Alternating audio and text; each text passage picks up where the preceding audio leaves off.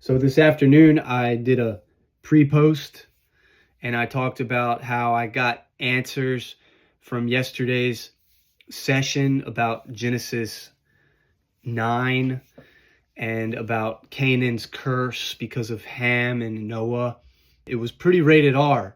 The rated R version seems way more legitimate, but there's not as much evidence to suggest that in the Bible. It's pretty hardcore and wicked, and I feel like something like that would have to occur for there to be some generational curse for the Canaanites. Now, the PG version, it's probably G, is that Canaan saw his father naked and didn't cover him up himself. Instead, gossiped about it and told others about it so that they went and covered him up. If that's the case, I guess it harkens back to the shame in the garden with Adam and Eve, but it seems so lightweight for such a gigantic curse. A righteous man like Noah, would he be so sensitive as to curse generations, his own family, unless Canaan actually was an illegitimate son by Ham with his own mother? Heavy, heavy stuff. I did Genesis 10 this evening. I gotta say, genealogy is super interesting. If you go slow and you just think about these people and the continuance of history throughout time, it's amazing. I told you before, but I feel sometimes when I read things like this, a sense of newness, as if these ancient people are actually here with me right now today. The Bible really is the living word. It's ageless in a sense. It's old and new at the same time. Every time you read it, you can gain something new from these ancient texts. It's very, very interesting stuff. I got a couple things.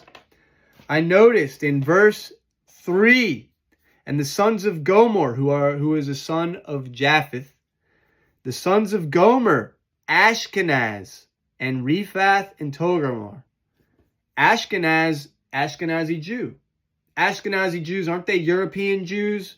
Well, I looked up Ashkenaz, and it's actually believed that the people of Ashkenaz are the current Germans.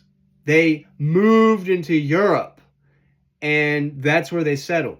Very interesting. I had no idea that Ashkenazi Jews were actually named from the originators of Noah's lineage, Ashkenaz, the person, the first son of Gomer, who was the son of Japheth. In numerous places, I see after their tongues. Verse 5 and verse 20 in chapter 10 say, after his tongue and after their tongues. That, to me, denotes different languages. Now, in Genesis 11, we're going to get to the Tower of Babel, how God divided people into different languages because they were trying to work together to make their way to the heavens with a physical edifice. If 10 happened concurrently with 11, I understand it, and there's no contradiction per se. But when it says in 10, after his tongue and after their tongues, it denotes for me a sense of different tongues, divided as families and cultures, the Isle of the Gentiles divided in their lands, everyone after his tongue, after their families in their nations. It denotes for me already they have different tongues. Maybe 10 and 11 are kind of simultaneous. Verse 25, it says, and unto Eber were born two sons. The name of one was Peleg, which in Hebrew, according to my calculations on Brave Search, simple search is all I really do on these for now.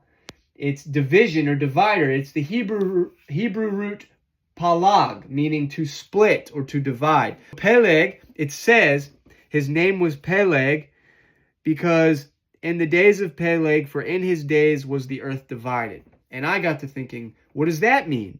Does that hearken to Genesis 11, which we'll do tomorrow, which means the earth was divided by language?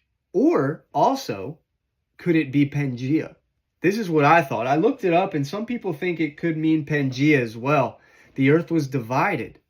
What if the Tower of Babel, I'll read 11 tomorrow. I'm not 100% sure or remember what it says, but what if the Tower of Babel not only divided people by speech and language, but also by geography? What if the earth actually was one gigantic supercontinent, like they say 250 million years ago, Pangea? I'm always hesitant to believe the age of this world and how they choose to age it.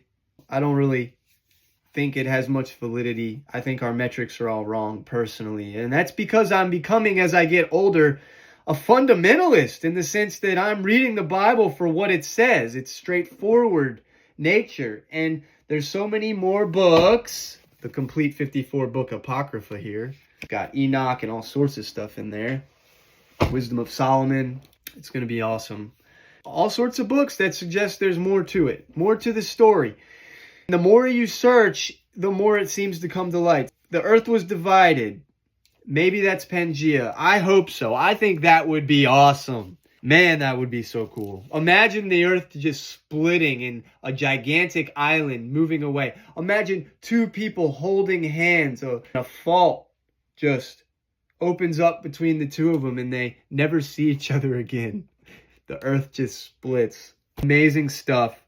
That's Genesis 11, Noah's descendants. It's so rich and heavy. The Canaanites also, the border of the Canaanites was Sidon. Sidon was the firstborn of Canaan. There was a city called Sidon. In verse 19, Gaza, unto Gaza. The Canaanites have Gaza. Think about all the hardship in the place they call Gaza now. It might not be the same place, but the name is a thing. So names have power and meaning. And the place they call Gaza now is always being destroyed, rubblized. I don't want to get into the justice or injustice of that, but it's always being destroyed. Perhaps it's part of that Canaanite curse. Perhaps, of course, the Canaanites had their two cities, Sodom and Gomorrah, destroyed. Just amazing stuff. Tomorrow, Genesis 11. Have a great night.